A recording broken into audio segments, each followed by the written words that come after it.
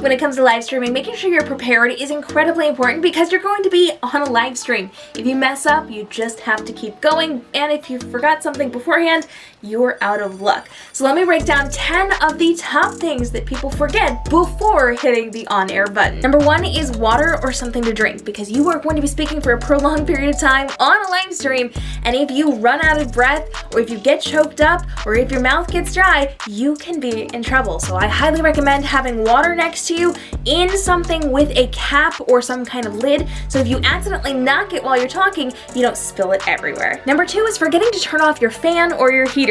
And please believe me when I say, even I, as a seasoned vet who has done thousands of live streams, on occasion forget to turn these things off. So in the summer, if it's hot, you've got a fan going, you gotta turn that off because it will pick up the noise.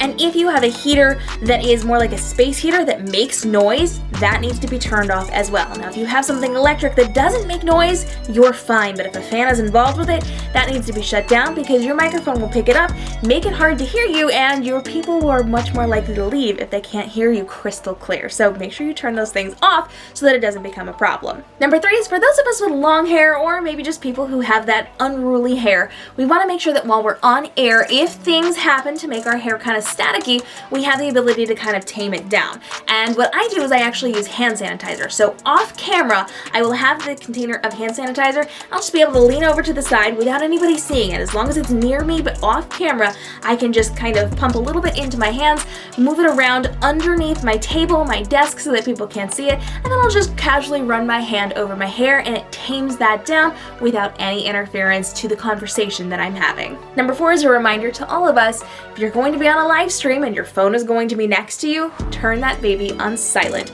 We do not want it ringing, getting text messages, or buzzing while we are on air. Our cameras will pick that up, so make sure you turn that off or turn it to silent so that you can still see it, you can still access it, you can still get your notifications if you need to. It's just not going to be loud and picked up on camera. Number 5 is turning off your overhead lighting. We know it's really important to make sure we're using things like ring lights or umbrella lights or soft boxes to make sure we're illuminated while we're on our live stream if we don't have access to natural light. But a lot of times people will forget to turn off the overhead lights, and anything that's above you that's shining down is then creating shadows under your eyes and under things that you don't want shadows. So you want to make sure that your light is coming straight onto you, not straight down, or you're going to get the harsh shadows like you're seeing on the side of my face now because I have a ring light over to the side and not over to this side. You can kind of see it. Imagine under wrinkles and under those eyes, you're going to get those dark shadows. We want to avoid that, so turn off your overhead lighting and use your studio version of lighting. Number 6 is one of the most frequent things that I see people forget to do before they do a live stream, and that is to have questions or conversation points prepared before they go on air. If you're doing a Q&A or you're doing any type of live stream, you of course want that interaction, but you can't expect it to come to you. So no matter what type of information you are doing on your live stream, whether you are being educational and you're teaching, or you're speaking on a topic, or you're just doing open Q&A, make sure you've got some questions so that even if you don't get responses from people, you have things to still talk about. These can be frequently asked questions, questions that go with your topics, whatever it happens to be, but have them ready to go so that you can answer them, and just glance at a list if you need to. You can even rig it up inside of your system so that you've got notes right on your screen so that you don't even have to look away, and you can answer those questions and have those conversations with people while you're on air. And on a related note, number 7 is all about having your overlays ready. So as you're doing your live stream, make sure you get your overlays ready in advance.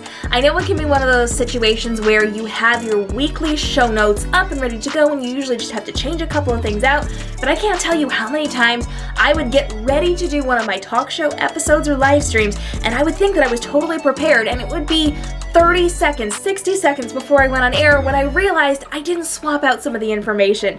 So always make sure you have your overlays ready, or if you create your overlays in a Google Doc or a Word doc and you have to transfer them over, do that before your live stream so that you don't have to manually mess with it while you're on air. And on another technical note, number 8 is about clearing your browser. This is something that to this day I sometimes forget to do, and that can lead to glitches on air. It can lead to you not being on screen on air while your overlays are still there.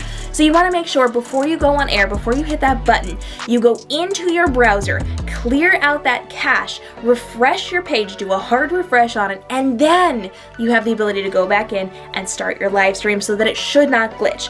Again, I have done this. I've done this multiple times. I have had to work with the developmental teams to find out what was wrong and why my overlays, the images, and the graphics I was putting were on my screen, but I was not to my viewing audience, and I wasted 10, 15, 30 minutes doing a live stream that nobody could see me on. So clear the cache, hard refresh your browser, then do your live stream. Now, the final 2 tips are incredibly important to the success of your live stream, and if you've been finding this helpful, hit that subscribe and notification bell, because every single day we're dropping new tips and tricks on how you can level up on TikTok, Instagram, YouTube, live streaming, and with the tools and resources that you use to make your content creation incredibly easy and stress-free. And we have a live stream every single Wednesday as well. Now, when you jump into these live streams, something that I do for a weekly Q&A live stream is to know my intro line before I do my live stream. So as I'm sitting down, as I'm getting ready for that live stream, I think of the first words that I'm going to say, because we know that hook is incredibly important. If people on our replay do not get a really strong hook, they're going to leave. They know how long your live stream is going to be, and they're going to judge based on your first lines whether or not your live stream is valuable enough for the length of time that you have streamed for them to then sit around and listen to you speak. So your hook is incredibly important. Know this before you go on air and practice it as you are getting ready to hit that button. Be in that mindset.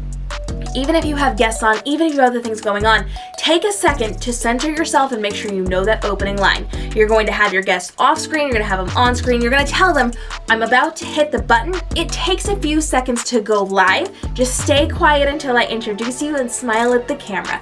This will give you a few seconds to practice that line in your head so that you know exactly what you're going to say, so you don't stumble when you start having your conversation for the live stream, so you can hook those replay viewers in and keep them there for the duration of your live stream. And number 10 is something that I have seen people do way too frequently, and we want to save you the embarrassment of doing this.